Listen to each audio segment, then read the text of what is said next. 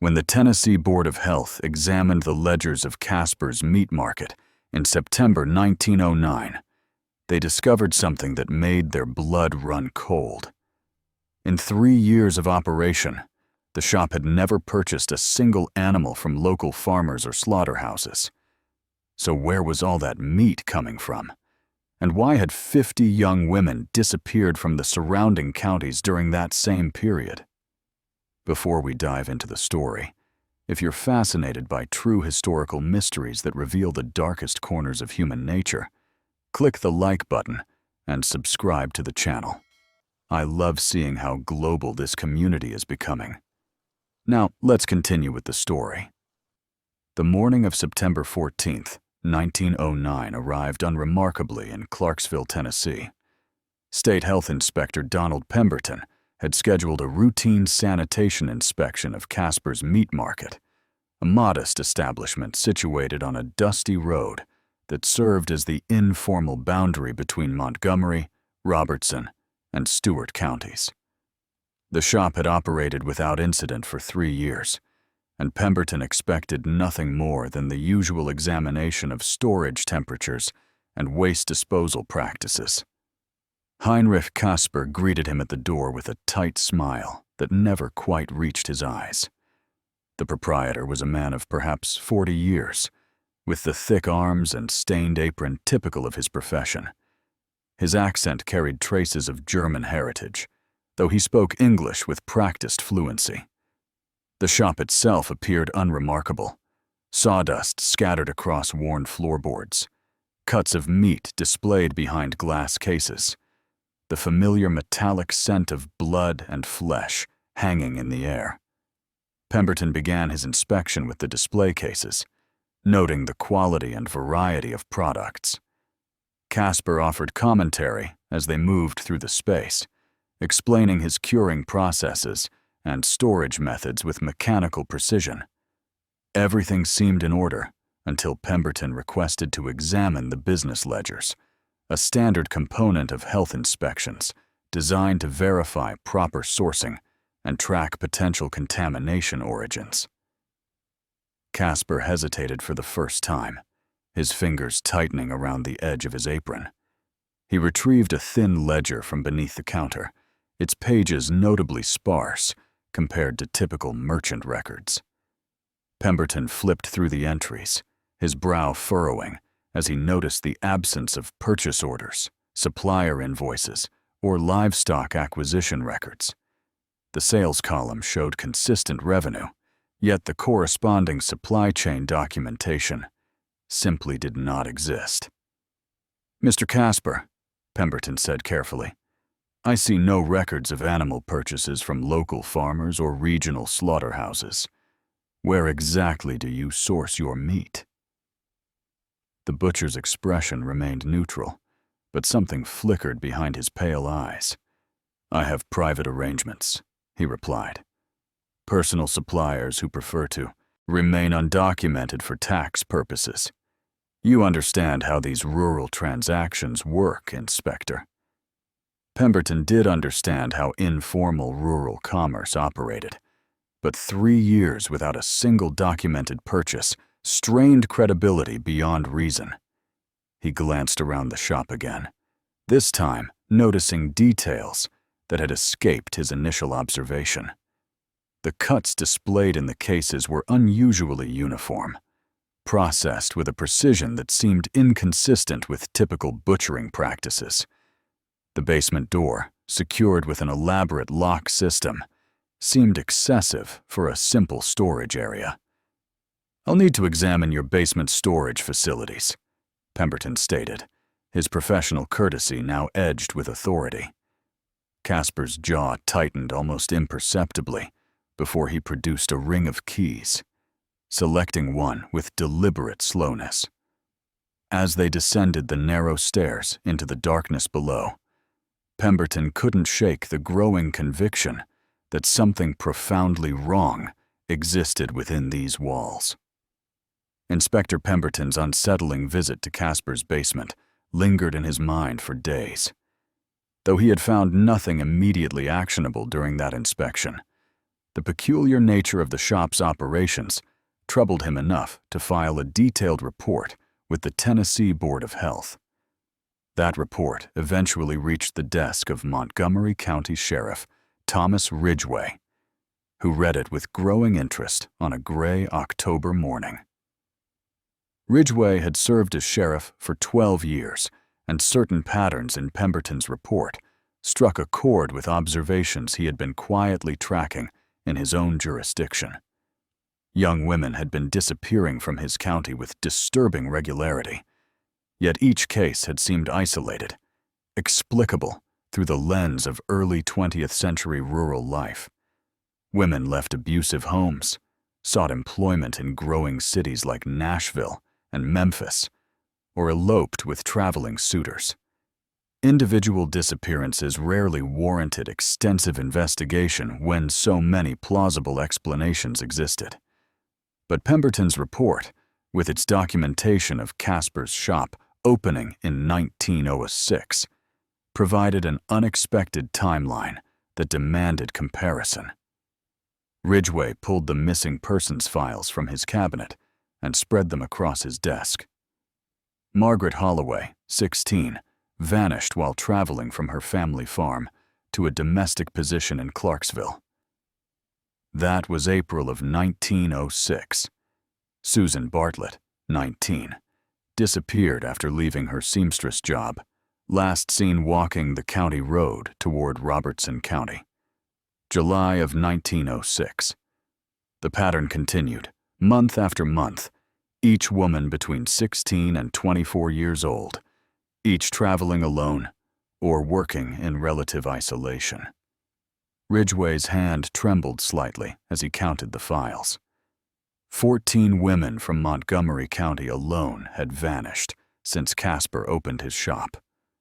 14 families who had received no answers, no closure, just the hollow explanations that perhaps their daughters had chosen to disappear into the anonymity of city life or the arms of unknown lovers. The sheriff reached for his telephone and placed a trunk call to Robertson County Sheriff Edwin Vance.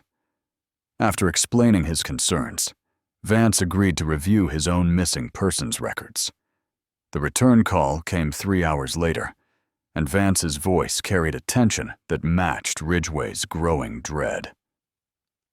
18 young women had disappeared from Robertson County during the same time frame, all fitting similar profiles.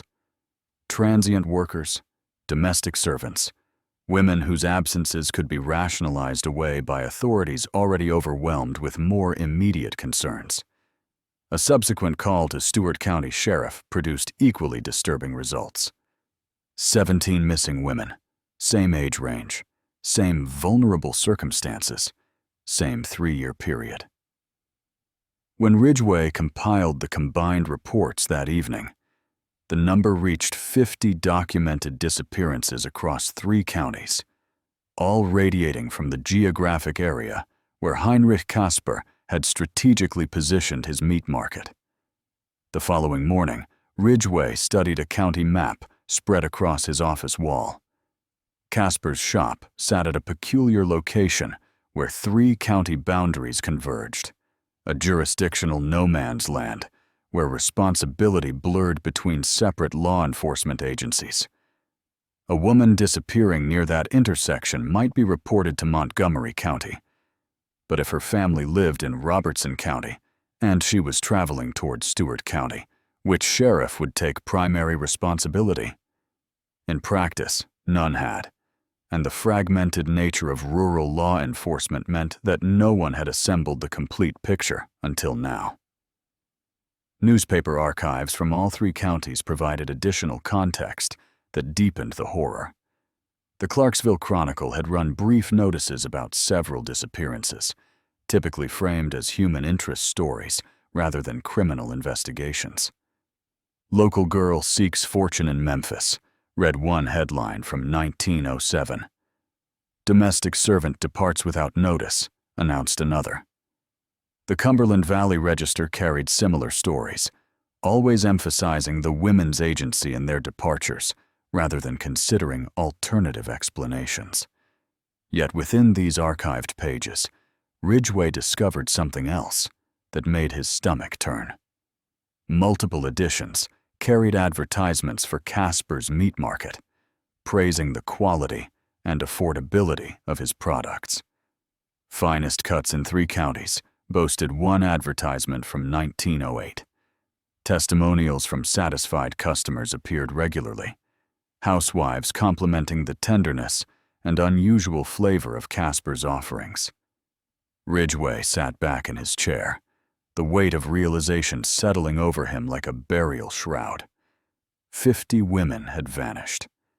50 families had accepted inadequate explanations, and a butcher shop with no documented meat supply had thrived throughout it all, positioned precisely where jurisdictional boundaries would prevent coordinated investigation. The coincidence strained belief beyond the breaking point, yet the evidence laid before him demanded a conclusion so monstrous that his mind recoiled from fully articulating it. He reached for the telephone once more. This situation required resources beyond what 3 rural sheriffs could marshal alone. The Tennessee Bureau of Investigation needed to know what was emerging from the shadows of these county records, and they needed to know immediately. Whatever Heinrich Casper had been doing in that isolated shop for 3 years, it was about to end. The Tennessee Bureau of Investigation assigned Agent Lawrence Garrett to coordinate the multi-county investigation, and his first priority was assembling a comprehensive profile of Heinrich Casper.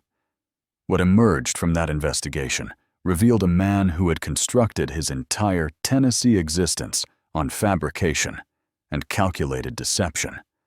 Records showed Casper arriving in Clarksville during the winter of 1905, carrying letters of introduction that claimed he had operated a successful butcher shop in Cincinnati, Ohio. Those letters, when investigated, proved to be forgeries. No Heinrich Casper had ever held a business license in Cincinnati, nor had anyone by that name worked in the city's meatpacking district. His stated references were either deceased individuals, whose names he had stolen from obituaries, or fictitious people who had never existed. The German accent that lent authenticity to his immigrant narrative also appeared to be performative rather than genuine.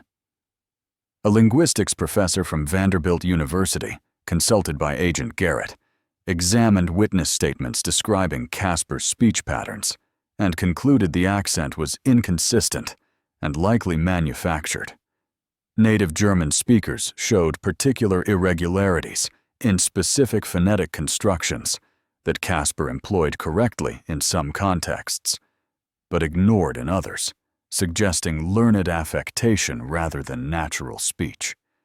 More disturbing was the pattern that emerged when investigators traced backward through passenger manifests and immigration records. No Heinrich Casper matching his description had entered the United States through any documented port of entry. The name itself appeared nowhere in federal immigration databases prior to his sudden appearance in Tennessee. Agent Garrett became convinced they were dealing with a man operating under an assumed identity, someone who had deliberately erased his past before constructing a new life in rural Tennessee. Property records revealed Casper had purchased his shop location with cash, an unusual transaction that required no bank involvement and therefore generated minimal documentation.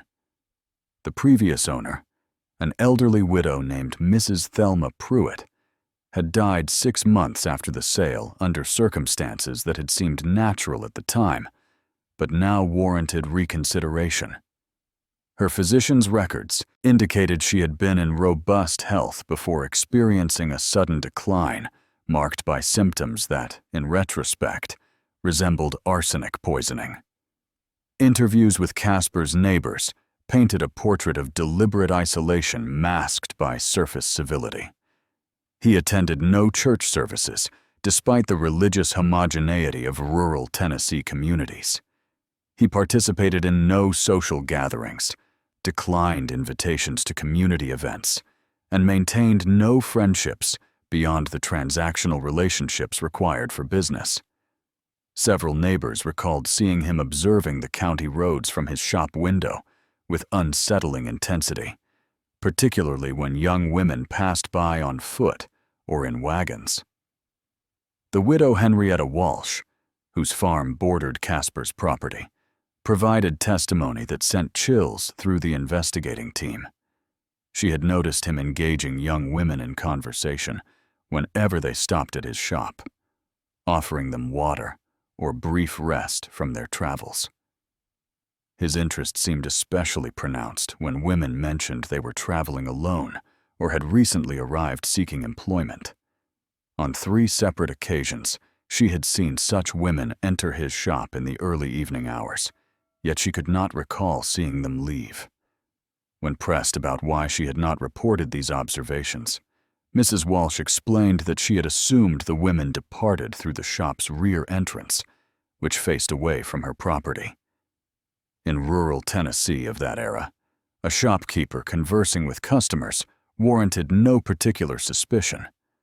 Only in retrospect did the pattern acquire sinister significance. The shop's construction itself revealed intentional design choices that facilitated concealment. Casper had commissioned extensive renovations immediately after purchasing the property, including the addition of the unusually large basement that had troubled Inspector Pemberton. Building permits showed approval for a standard storage cellar, but the actual construction exceeded those specifications by nearly double the approved dimensions. The additional space had been built in sections over several months, with different contractors hired for each phase to prevent any single worker from understanding the full scope of the underground expansion. Most significantly, Casper had installed a secondary entrance to the basement, accessible only from outside the building, hidden behind stacked firewood and visible only to someone who knew to look for it. This entrance allowed movement in and out of the cellar without passing through the main shop, a feature that served no legitimate business purpose, but offered obvious utility for activities requiring discretion. Agent Garrett compiled these findings into a report that landed on Sheriff Ridgway's desk in late October. The accumulated evidence painted an unmistakable picture. Heinrich Casper had arrived in Tennessee with a prepared plan, selected his location with strategic precision, and spent 3 years executing that plan while hiding behind the facade of a respectable tradesman. The question now was not whether Casper was responsible for the disappearances, but how to prove it before he realized the net was closing around him. Agent Garrett secured a warrant on October 28, 1909, signed by a circuit judge whose hand trembled as he reviewed the accumulated evidence.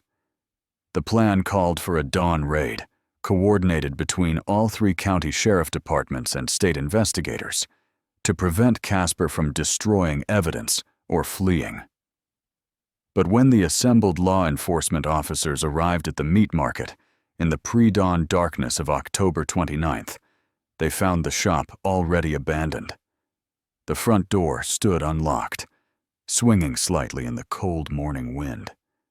Inside, the display cases had been emptied, their glass surfaces wiped clean. The main floor showed signs of hasty departure, a ledger left open on the counter, coins scattered near the register, a butcher's apron discarded on the floor. Casper had clearly received warning of the impending investigation, though how he learned of it would remain a troubling mystery that suggested either a leak within law enforcement or a network of informants no one had suspected. Sheriff Ridgway stood in the empty shop, fury and frustration warring in his chest, when Deputy Marcus Holbrook called out from near the basement door. "Sheriff, you need to see this." The elaborate lock system that had secured the cellar entrance now hung broken, smashed from the inside, as though Casper had been in such haste to flee that retrieving his keys proved too time-consuming. The descent into the basement required oil lanterns, as Casper had cut the gas line before departing. The stairs creaked under the weight of 6 men moving carefully into the darkness below. When the first lantern illuminated the cellar space, Agent Garrett stopped so abruptly that Sheriff Vance nearly collided with him from behind. The basement was not a storage area. It was a workshop of systematic horror. Industrial meat processing equipment dominated the central space. A large butchering table with drainage channels carved into its surface, multiple sets of specialized knives arranged with surgical precision, a commercial-grade meat grinder, and hanging hooks suspended from reinforced ceiling beams. The equipment itself might have belonged in any large-scale butcher operation, but the context transformed it into something unspeakable. Along the western wall, wooden shelves held dozens of small wooden boxes, each labeled with a date and a woman's name written in careful script. Sheriff Ridgway approached them with dread solidifying in his stomach. The first box he opened contained a silver locket with the initials M.H. engraved on its surface. Margaret Holloway, missing since April of 1906. The next held a pair of wire-rimmed spectacles and a small diary. Susan Bartlett's name appeared on the diary's first page.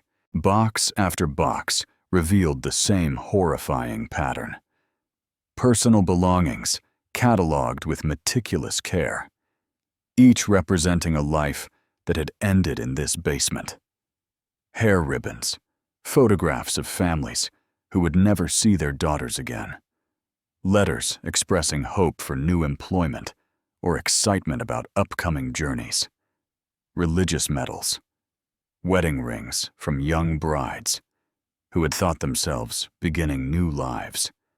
47 boxes in total, each one a testament to Casper's methodical documentation of his crimes. But 2 additional discoveries elevated the horror to depths that made even seasoned lawmen turn away. In the northeast corner, partially concealed behind a false wall that investigators discovered only through careful examination, sat a leather-bound journal.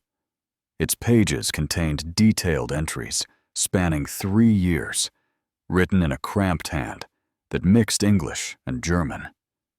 The entries described selection criteria, methods of approach, and accounts of each murder rendered with clinical detachment that suggested neither remorse nor pleasure, merely the recording of executed procedures.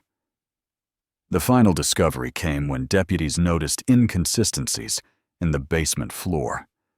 Certain sections of packed earth appeared darker than surrounding areas, and when they began careful excavation, they uncovered what Casper had been unable to remove in his hasty departure.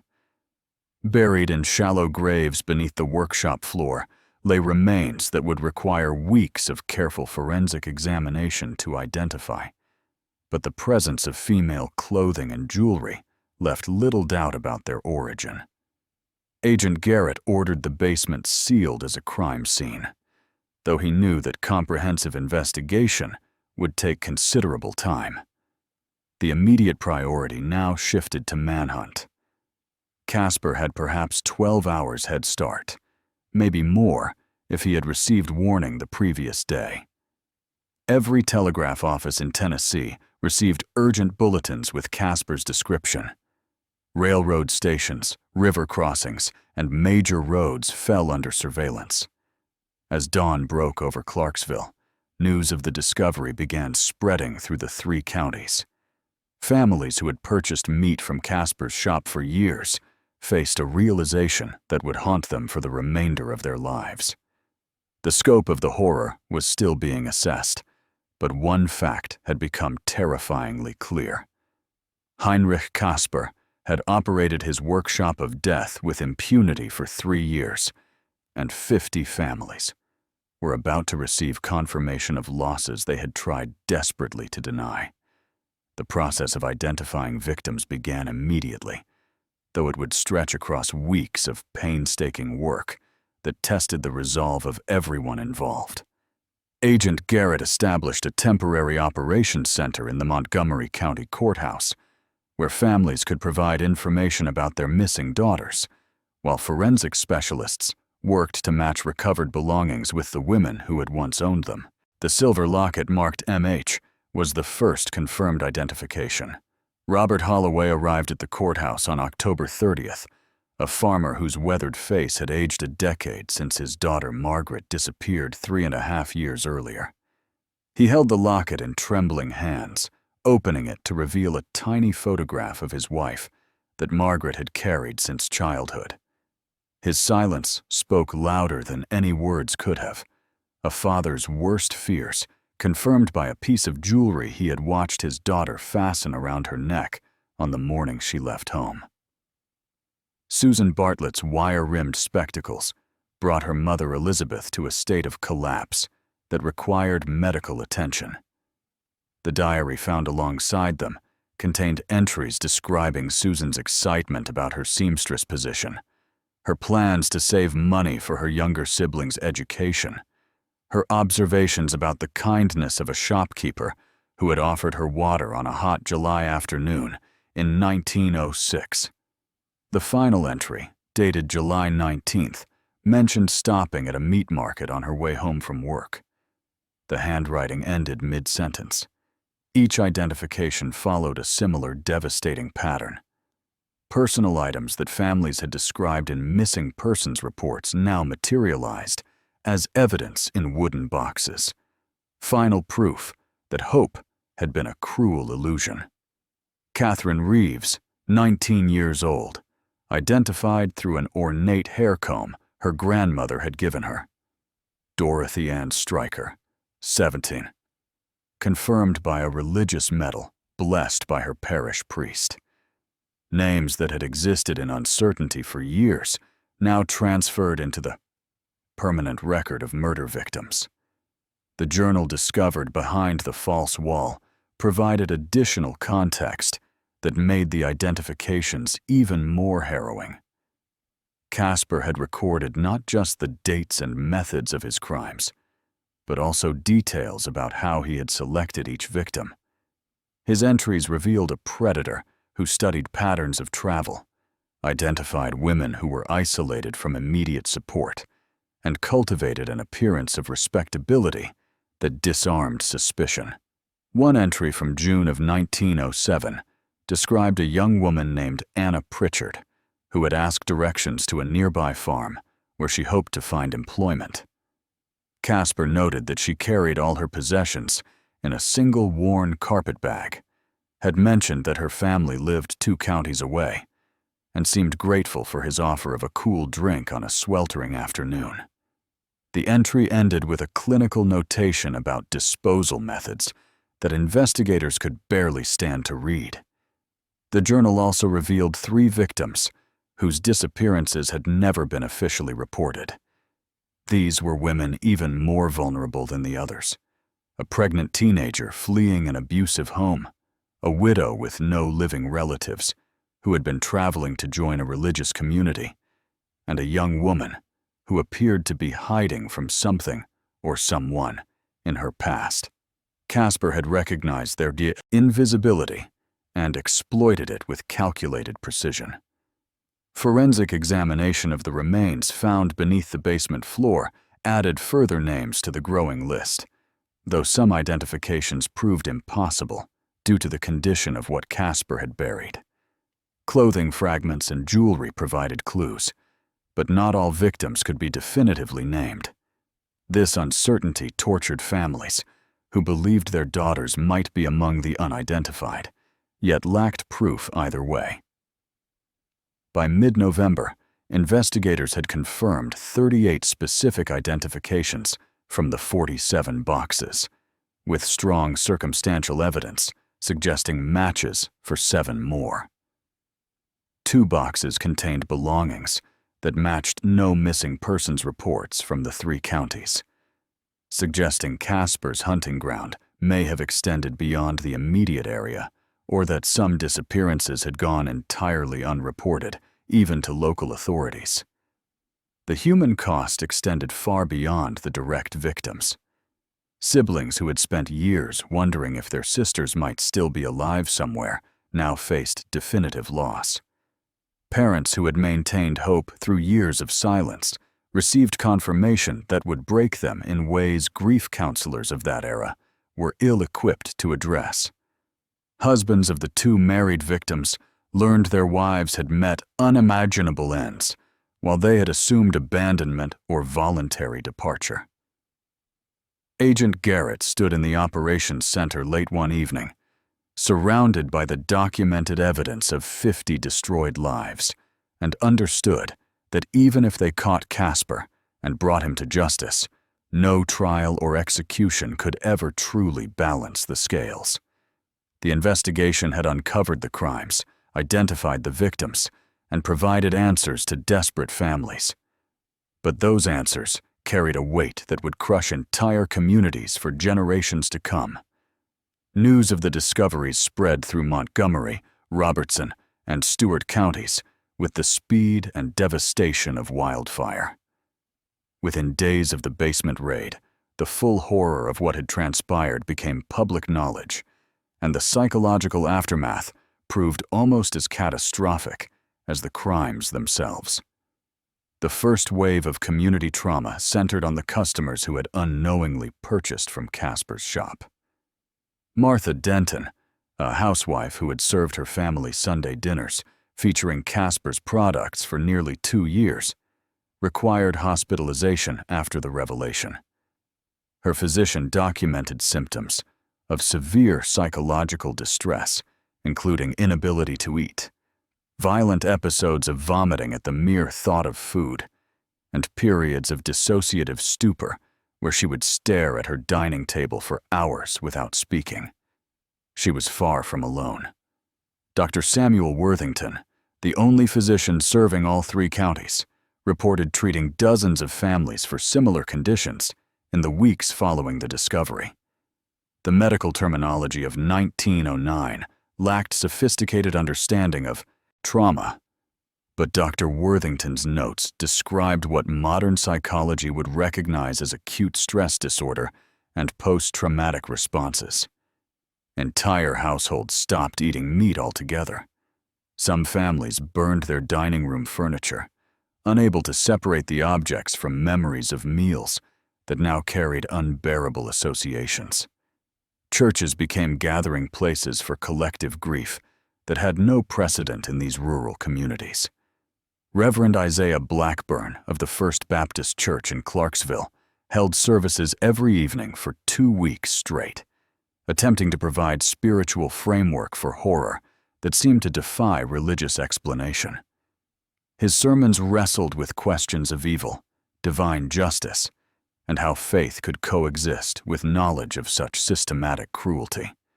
Attendance swelled beyond the church's capacity, with people standing in the aisles and gathering outside the windows to hear words that might make sense of the incomprehensible. The economic impact rippled through the region as well. Every butcher shop in the 3 counties saw business collapse overnight as customers refused to purchase meat from any source. Legitimate butchers found themselves tainted by association, their livelihoods destroyed despite having no connection to Casper's crimes. The wholesale rejection of an entire industry, however irrational, demonstrated how deeply the community's trust had been violated. Children stopped attending school as parents refused to let them travel alone on the same roads where victims had disappeared. The county road that passed Casper's shop became a place people would detour miles to avoid, even though the building now stood empty and under constant guard. Rational understanding that the threat had ended could not overcome the visceral fear the location now embodied. Families of the identified victims faced their own particular circle of hell. They had received the answers they had desperately sought for years, but those answers destroyed any remaining peace they might have salvaged from uncertainty. Sarah Holloway, Margaret's mother, could not be consoled by relatives or clergy. She took to her bed and refused food, her health declining so rapidly that family members feared they would lose her as well. She died 6 weeks after her daughter's locket was returned to the family, her death certificate listing heart failure, though everyone understood she had died of grief. The psychological burden extended even to those investigating the crimes. Sheriff Ridgway began experiencing nightmares that left him unable to sleep more than a few hours each night. Deputy Holbrook requested transfer to a different county, unable to continue working in a place so thoroughly marked by the investigation. Agent Garrett, who had examined the journal entries in detail, admitted in private correspondence that certain passages haunted him during every quiet moment, intrusive thoughts he could not escape. Perhaps most devastating was the realization spreading through the communities that they had been complicit through ignorance. Neighbors who had seen Casper talking with young women, customers who had praised the quality of his products in casual conversation, authorities who had dismissed disappearances as voluntary departures, all now carried guilt that no rational argument could fully alleviate. They had not known, could not have known, yet the question persisted in whispered conversations and sleepless nights. What if someone had looked more closely, asked harder questions, connected patterns that seemed obvious only in retrospect? The 3 counties fell into a collective depression that autumn, communities wounded in ways that went far deeper than individual grief. The very fabric of rural Tennessee society, built on trust between neighbors and faith in basic human decency, had been torn apart by the revelation that evil could wear such an ordinary face and operate with such methodical patience while hiding in plain sight. While communities struggled with the aftermath, Agent Garrett coordinated an unprecedented manhunt that stretched across state lines and consumed resources from multiple law enforcement agencies. Telegraph wires hummed with descriptions of Heinrich Casper, his photograph distributed to every sheriff's office, marshal station, and railroad depot from Tennessee to the Pacific coast. The first credible sighting came from Paducah, Kentucky, 3 days after Casper's flight. A railroad ticket agent reported selling passage to St. Louis to a man matching the fugitive's description, though he had given the name William Schmidt and spoken without any trace of the German accent witnesses had described. The agent only connected the customer to the wanted notices. After reading about the case in the Paducah Evening Sun, by the time authorities responded, Casper had vanished into the westward flow of travelers that made tracking any individual nearly impossible in an era before coordinated identification systems. A week later, a boarding house operator in Springfield, Missouri, contacted local police about a tenant who had departed suddenly, leaving behind a razor and shaving kit in his haste. The items meant nothing by themselves, but the landlady mentioned her tenant had seemed unusually nervous after railroad workers began discussing the Tennessee butcher case in the house's common room. Springfield police telegraphed Agent Garrett, who arranged for the abandoned items to be examined.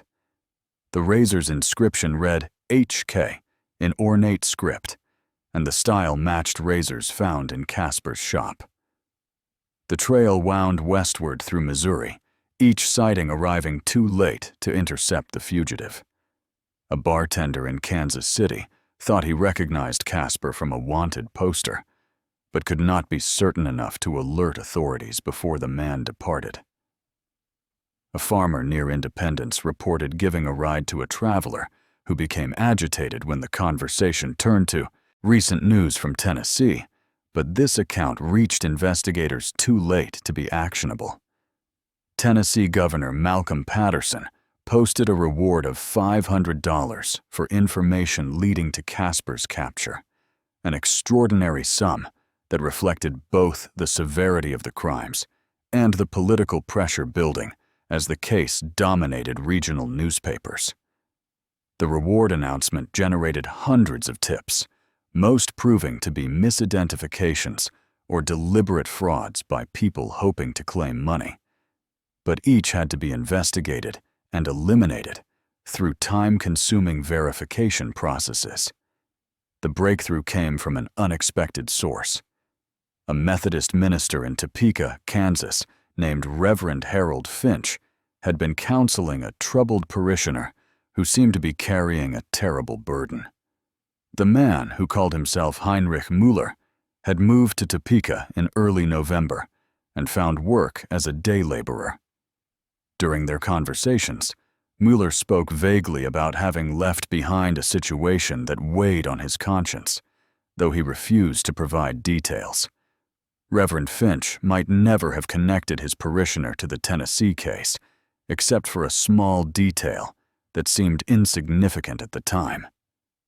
During one counseling session, Müller had reflexively used the phrase, "in meinem Laden," German for "in my shop," before catching himself and switching back to English. The minister spoke some German from his seminary studies and recognized the slip. Later that week, when a wanted poster for Heinrich Kasper arrived at the Topeka Marshal's office, Reverend Finch studied the photograph and saw past the newly grown beard and different style of dress to recognize the eyes of the man he had been counseling. The Reverend faced a profound moral dilemma. The confidentiality of pastoral counseling was sacred in his faith tradition, yet he carried knowledge of a fugitive wanted for unspeakable crimes. After a sleepless night of prayer and consultation with his denominational leadership, he concluded that his duty to potential future victims outweighed his obligation to his counselee. On November 23rd, he contacted Topeka Marshal William Hartley with his suspicions. Marshal Hartley assembled a team that included federal marshals, as the case now involved interstate flight from prosecution. They located Kasper on November 25th at a boarding house on the outskirts of Topeka, where he was living under the name Heinrich Müller and working at a grain warehouse. The arrest occurred without violence. When marshals entered his room at dawn, they found Kasper awake and dressed, sitting calmly at a small table, as though he had been expecting them. He offered no resistance, made no attempt to deny his identity, and showed no visible emotion as he was placed in restraints. The only words he spoke during the arrest were a simple question: "How did you find me?" When informed that a minister had recognized him, something flickered across his face that might have been surprise or might have been bitter amusement. Then his expression returned to the same unsettling neutrality that would characterize all his subsequent interactions with authorities. Kasper's extradition back to Tennessee revealed the first of many systemic failures that had enabled his crimes to continue undetected for 3 years. The legal complexity of prosecuting murders that occurred across 3 separate county jurisdictions created immediate complications that no one had anticipated. Each county's prosecutor claimed primary jurisdiction, and existing Tennessee law provided no clear framework for coordinating a case of this magnitude. The issue transcended mere bureaucratic turf protection. Each county's charges would be tried separately under the existing legal structure, meaning Kasper could potentially face 3 distinct trials, with different juries, different standards of evidence presentation, and different sentences.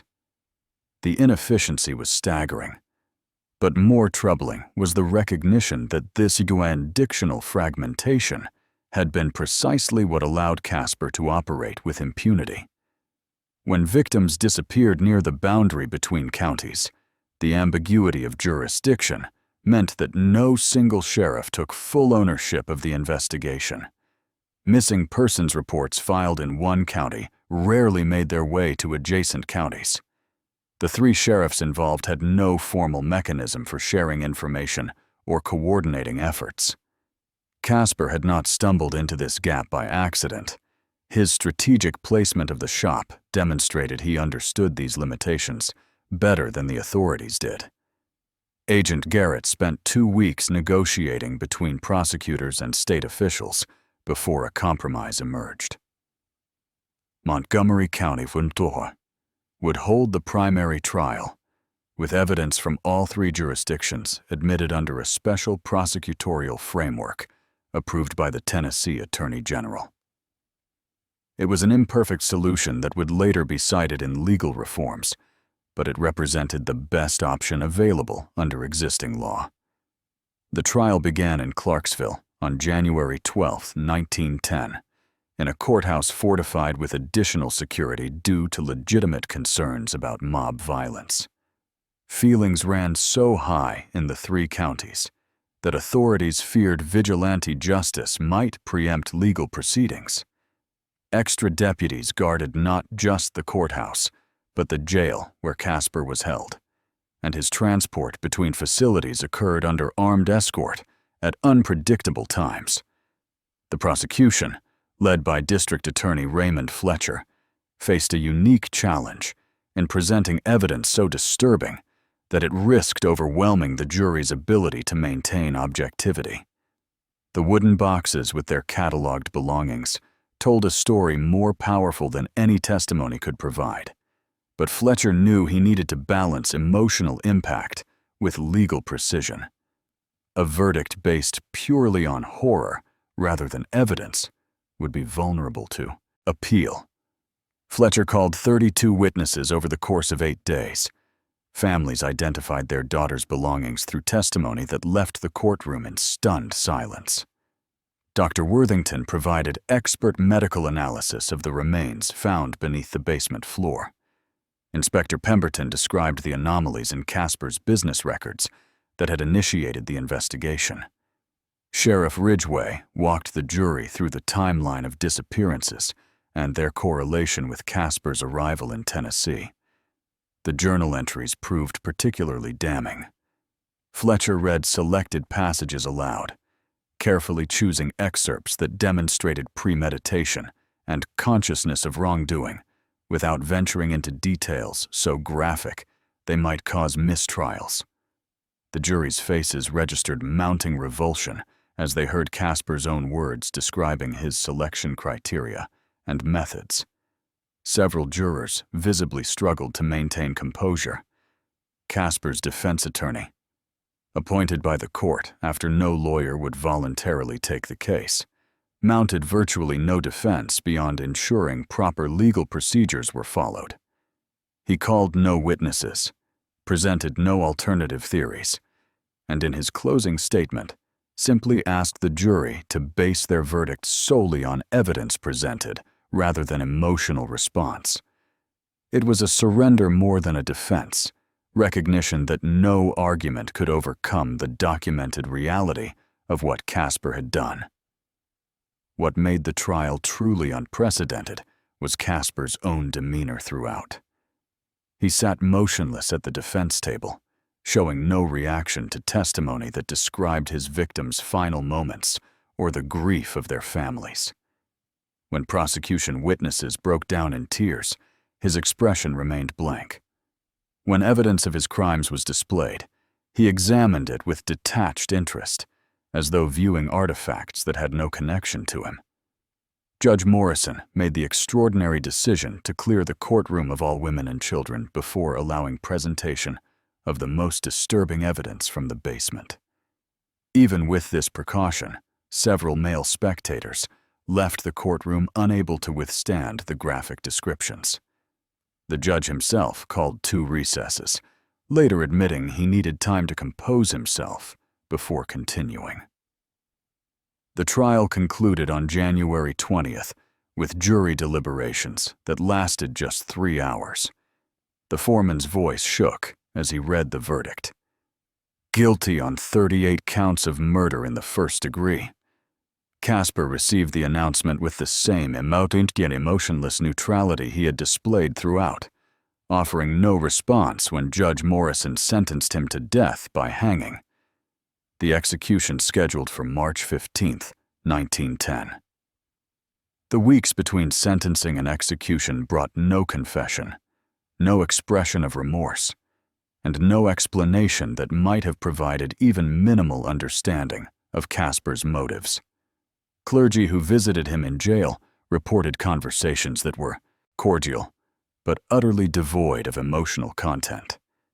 He discussed weather, prison meals, and philosophical abstractions with the same flat affect, deflecting every attempt to engage with the reality of his crimes. One exchange, documented in Reverend Blackburn's personal diary, captured the unsettling quality of these interactions. When asked if he felt any guilt for the suffering he had caused, Casper responded with a question. Does the farmer feel guilt for the livestock he processes? The statement was not defiant or cruel, simply matter-of-fact, as though he genuinely saw no distinction between his actions and routine agricultural practice. Psychiatrists were a rarity in rural Tennessee, but 2 physicians with training in mental disorders examined Casper at the court's request. Their reports, preserved in trial archives, struggled to categorize what they observed. He demonstrated clear understanding of right and wrong, could articulate the legal and moral prohibitions against murder, and showed no signs of delusion or psychosis. Yet he seemed to lack any emotional connection to the enormity of his crimes. The doctors concluded he was legally sane, but morally deficient in ways their medical training could not adequately explain. The execution took place as scheduled on March 15, 1910, in the courtyard of the Montgomery County Jail. Tennessee law required hangings to be witnessed by specific officials and a limited number of citizens. But hundreds gathered outside the jail walls in the pre-dawn darkness. Some came seeking closure, others driven by morbid curiosity. But most simply needed to witness the end of a nightmare that had consumed their communities for months. Casper walked to the gallows without assistance, his steps measured and calm. Offered a final statement, he declined with a slight shake of his head.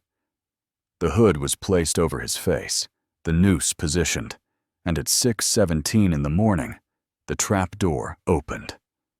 Death came within minutes, certified by Dr. Worthington, who noted in his official report that Casper's pulse ceased at 6:21.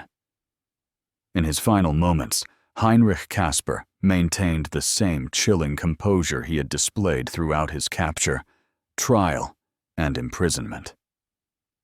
He offered no answers to the questions that would haunt investigators and families for decades: who he really was, where he had come from, why he had done what he did, and whether the 50 documented victims represented the full scope of his crimes. Those secrets died with him, buried in an unmarked grave in a corner of the county cemetery, where no stone would ever memorialize his existence. Casper's execution closed the legal proceedings, but opened a broader reckoning with the systemic failures that had enabled his crimes. Within months, Tennessee's legislature passed the Rural Law Enforcement Coordination Act, mandating regular information sharing between adjacent counties and establishing a central registry for missing persons reports. It was the first legislation of its kind in the southeastern United States, and other states soon adopted similar frameworks. The 3 counties involved created a victim memorial fund through donations that poured in from across Tennessee and neighboring states. By summer of 1910, the fund had raised sufficient money to purchase proper headstones for the graves of identified victims whose families could not afford them. A collective memorial was erected in Clarksville's main cemetery, listing all 50 names, including the unidentified victims, designated simply as known only to God. The building that had housed Casper's shop was demolished in April of 1910. The site cleared and the land donated to Montgomery County, with the stipulation that it never be developed for commercial use. It remained empty grassland for decades, a deliberate void in the landscape, serving as reminder of what had occurred there. In later years, the county planted oak trees on the property, creating a small memorial grove that provided a place for reflection without glorifying the horror. Business licensing requirements underwent complete reform across Tennessee. New regulations mandated that butchers and meat merchants provide documented proof of supply sources, submit to unannounced inspections, and maintain detailed records subject to regular government review. The changes encountered resistance from legitimate businessmen who resented increased oversight. But the Casper case provided unanswerable justification for the new regulations. The psychological scars proved more resistant to healing than the legal and regulatory reforms. Dr. Worthington's medical practice evolved to include what he called nervous disorders of traumatic origin, treating patients whose symptoms stemmed from the community trauma. His case notes, later donated to Vanderbilt University's medical school, became early documentation of what would eventually be understood as post-traumatic stress disorder. Families of the victims found varying paths through their grief. Some left Tennessee entirely, unable to remain in places so saturated with painful memories. Others stayed and became advocates for missing persons cases, ensuring that future disappearances would receive more serious attention than their daughters had. The Holloway family established a fund that provided financial assistance to families searching for missing relatives, a legacy that continued operating into the 1970s. The case entered criminology textbooks as an example of how jurisdictional fragmentation could be exploited by calculating predators. Law enforcement agencies studied Casper's methods, leading to improved practices in identifying and tracking serial offenders. His strategic use of county boundaries to avoid detection became a recognized pattern that authorities learned to recognize and counter in future investigations. The story of Heinrich Casper and the 50 young women who died in his basement became part of Tennessee's dark history, a reminder that evil can flourish not through dramatic violence, but through patient exploitation of systemic weaknesses and the vulnerability of those society fails to protect. If you found this historical investigation compelling and want to see more forgotten true crime cases brought to light, click the like button and subscribe to the channel. These stories matter not for their horror, but for the lessons they teach us about protecting the vulnerable and never forgetting those whose voices were silenced.